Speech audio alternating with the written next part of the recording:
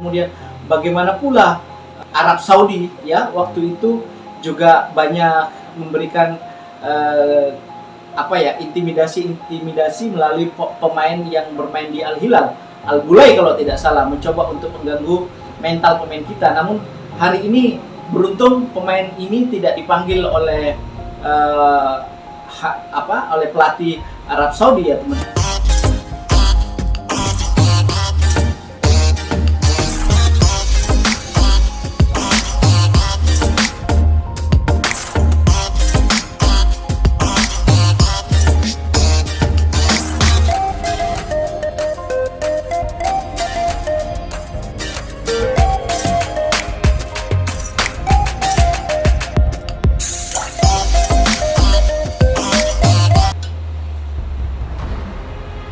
Assalamualaikum warahmatullahi wabarakatuh. Apa kabar teman-teman? Semoga hari ini kita semua sehat, keluarga kita juga, dan orang-orang tersayang kita senantiasa diberikan rahmat dan rezeki yang berlimpah. Kembali lagi bersama Biodika Sport Channel. Hari ini kita tahu bahwa satu hari lagi Timnas Indonesia akan menjalani pertandingan akbar, pertandingan penentu, dan mungkin ini adalah pertandingan final, boleh dikatakan seperti itu. Karena kalah dan menang ini akan menentukan Indonesia apakah nanti akan maju ke Piala Dunia atau masih dalam perjalanan panjangnya menghadapi playoff dan round 5. Tapi kita berharap teman-teman semuanya akan berjalan dengan baik. Indonesia mampu memenangkan pertandingan di dua pertandingan terakhirnya nanti ini antara Arab dan Irak.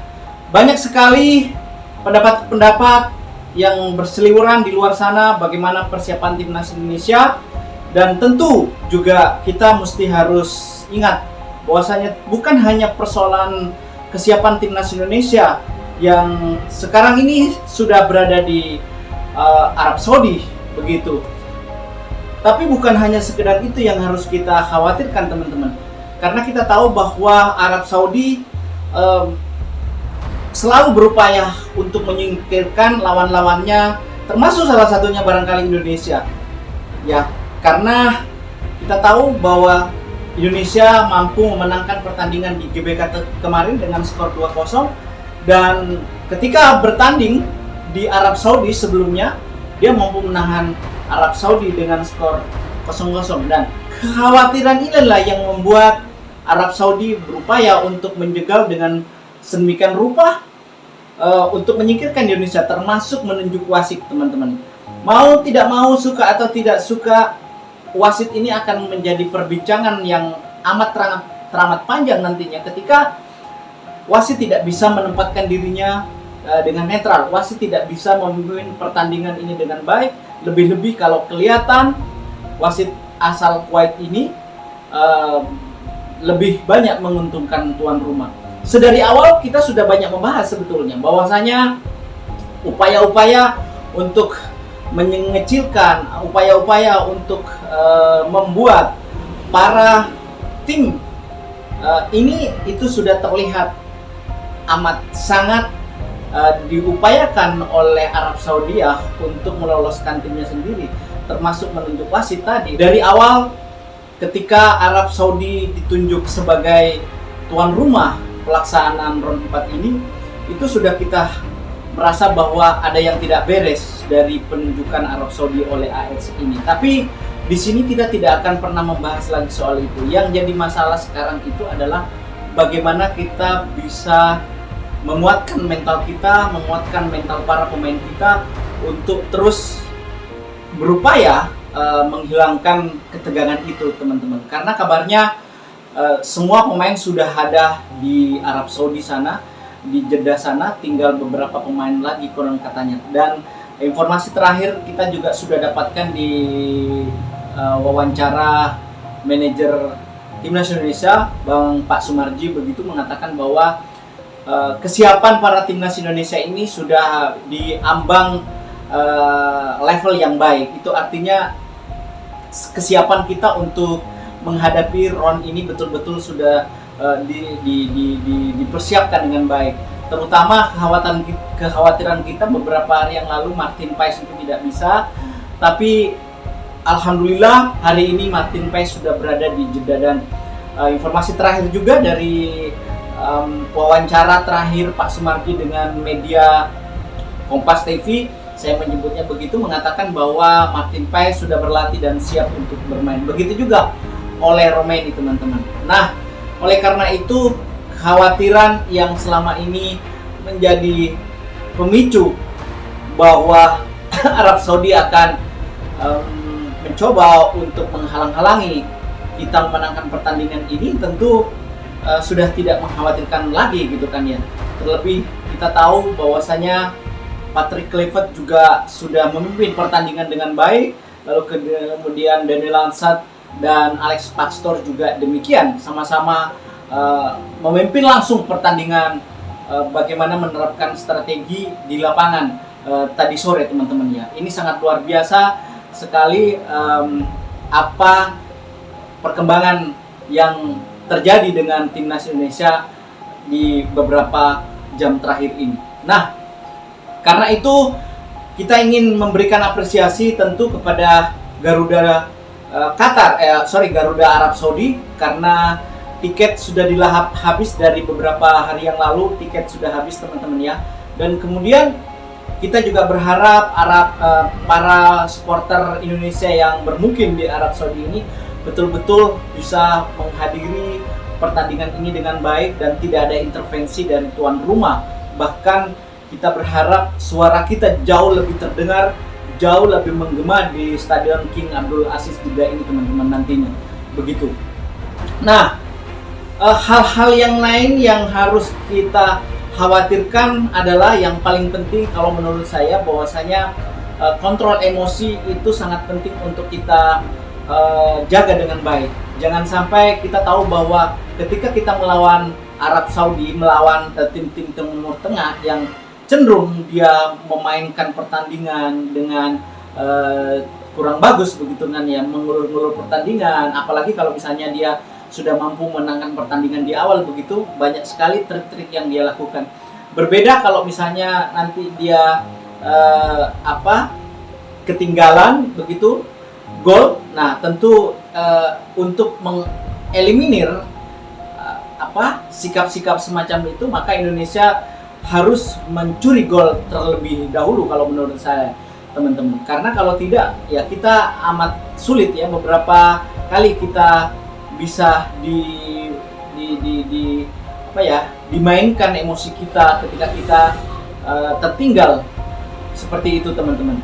Nah, itu yang tidak kita inginkan nantinya. Apakah Arab Saudi mau atau terus mencoba untuk mengintimidasi emosi-emosi pemain Indonesia ini atau tidak? Nah, kita mesti harus persiapkan itu agar kita tidak boleh terpancing dengan hal-hal yang biasanya dilakukan oleh para pemain Timur Tengah ini, teman-teman ya.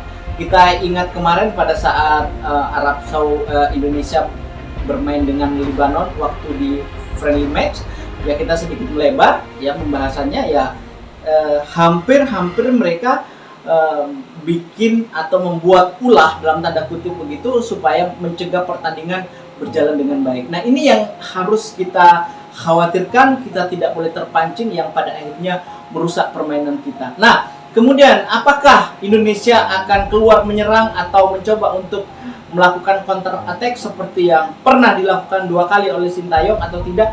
Nah, itu kembali kepada Patrick Kluivert. Kalau menurut saya, Patrick Kluivert pasti sudah menonton semua pertandingan pertandingan yang dilakukan oleh Indonesia melawan Arab Saudi, termasuk kemenangan di Bung Karno, lalu kemudian draw di Arab Saudi sana. Pasti tim kepelatihan sudah menonton hasilnya, dan apakah nanti Patrick Kluivert keluar menyerang atau tidak, atau mencoba untuk bertahan lalu melakukan counter attack, atau sebaliknya yang mencoba untuk keluar menyerang seperti yang dilakukan Patrick Kluivert pada saat melawan Australia. Tentu ini ya hanya Patrick Kluivert yang tahu. Tetapi kita berharap Patrick Kluivert bisa menempatkan posisinya, bisa menerapkan strategi yang bagus, teman-teman ya. Karena Arab Saudi tidak akan bermain seperti halnya Lebanon atau menumpuk pemain di lini belakang.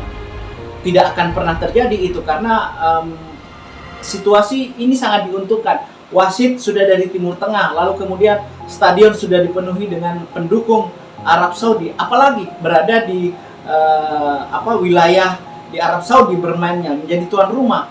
Jadi ini sangat penting untuk Arab Saudi keluar menyerang dan tentu menghasilkan gol lebih cepat agar supaya kemudian nanti penerapan mengganggu psikologis daripada pemain Indonesia akan mudah dilakukan di akhir-akhir babak kedua. Dan saya yakin itu akan diterapkan teman-teman.